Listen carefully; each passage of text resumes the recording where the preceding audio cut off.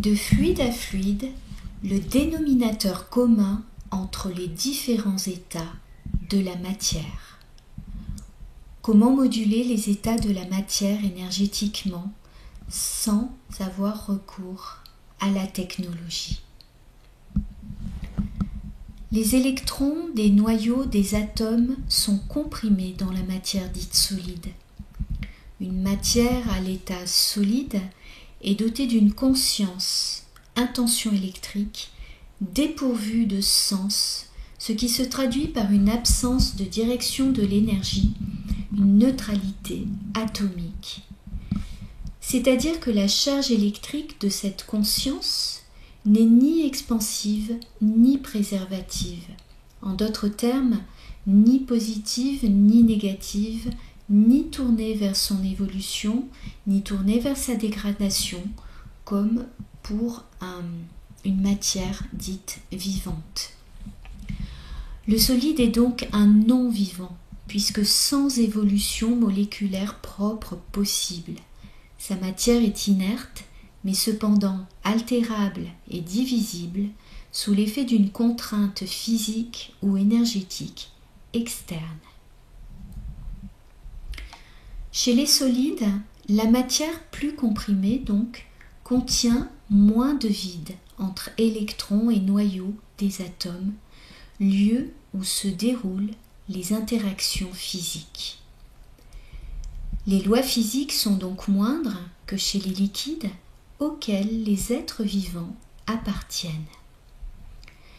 Les lois physiques étant moins présentes chez les solides, il est plus difficile pour la conscience d'un être vivant d'intervenir énergétiquement dans sa structure pour la modifier ou la contrôler à distance.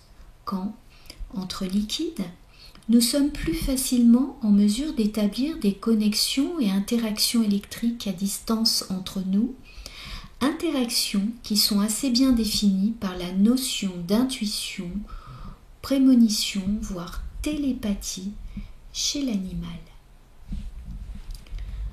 Cependant, interagir avec la conscience électrique d'un solide reste possible pour les consciences les plus évoluées, dont la haute activité électrique cérébrale permet un déplacement de leur intention consciente vers l'intention électrique du solide, contenue dans tous les noyaux de ces atomes et avec laquelle interagir. À ce jour, ces consciences aux capacités exceptionnelles ont disparu, car elles ont très probablement existé au regard des constructions pharaoniques de certaines civilisations anciennes et multiples légendes. Du reste, sur le plan de la physique quantique, en admettant l'existence réelle de la conscience en tant que fluide, c'est-à-dire matière énergétique, je me suis aperçu que cette idée était loin d'être farfelue et pourrait nous guider vers notre prochaine évolution, qui sait.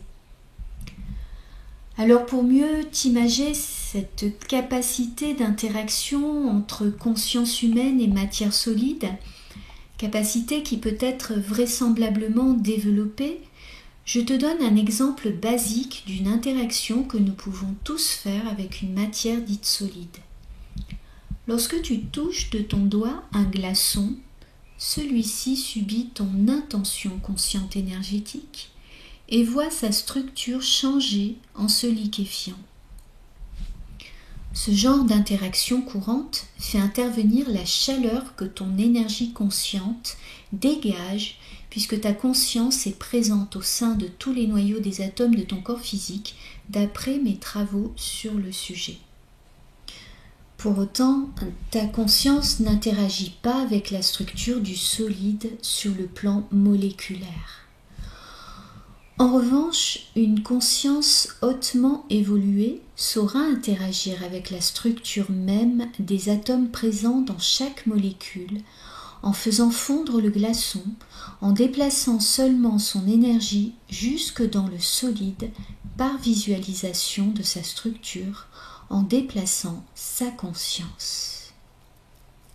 Pour ce faire, elle devra énergétiquement, par son intention consciente, s'approprier la conscience électrique du solide et lui donner le sens dont il est dépourvu, c'est-à-dire faire tourner ces électrons et noyaux dans les sens prévus à l'effet escompté, annihilant ainsi les lois physiques, soit vers une expansion de sa matière, ce qui permettra au solide d'évoluer de manière créative, soit vers une préservation de sa matière, ce qui amènera le solide vers sa réduction jusqu'à la plus complète. La première variation expansive de l'état du solide contribuera à la transformation ou la multiplication de sa forme, de son état dans la matière à des fins d'adaptation. La deuxième variation réductive contribuera à le rendre plus léger, permettre son déplacement jusqu'au plus quantique. En physique quantique, technologiquement, ces opérations sont déjà partiellement possibles. Mais ce que les mains de l'homme sont capables de faire n'est que le prolongement de sa conscience, n'est-ce pas? C'est ce qui s'est toujours dit.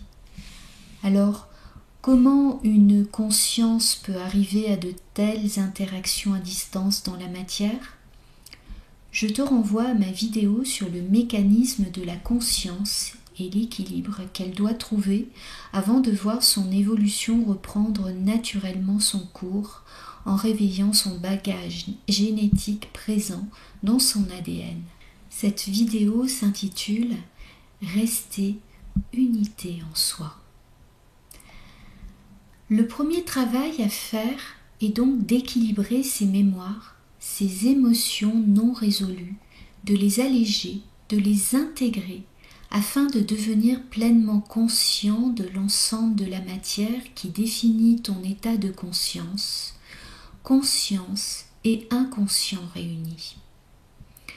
De cette manière, la conscience retrouve son état énergétique de base fluide, en faisant unité lumière avec son corps physique et devient capable d'interagir avec les autres fluides présents dans tous les noyaux d'atomes de toute matière, qu'elle soit vivante ou non vivante. Je te laisse également consulter ma vidéo sur le sujet, sur l'unité lumière à atteindre en soi pour un mieux-être.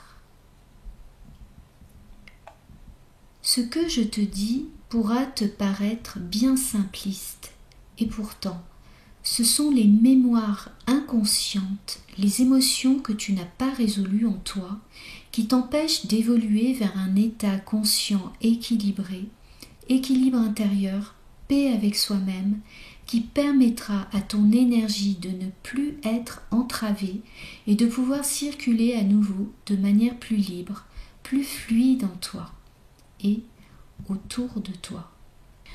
Ce nouvel état te permettra de délivrer tout ton potentiel inconscient à ta conscience, de te vivre sur le plan liquide comme fluide, c'est-à-dire de manière énergétique et par extension de manière aussi solide et gazeuse dans toutes tes dimensions possibles dans la matière, te restant encore à expérimenter.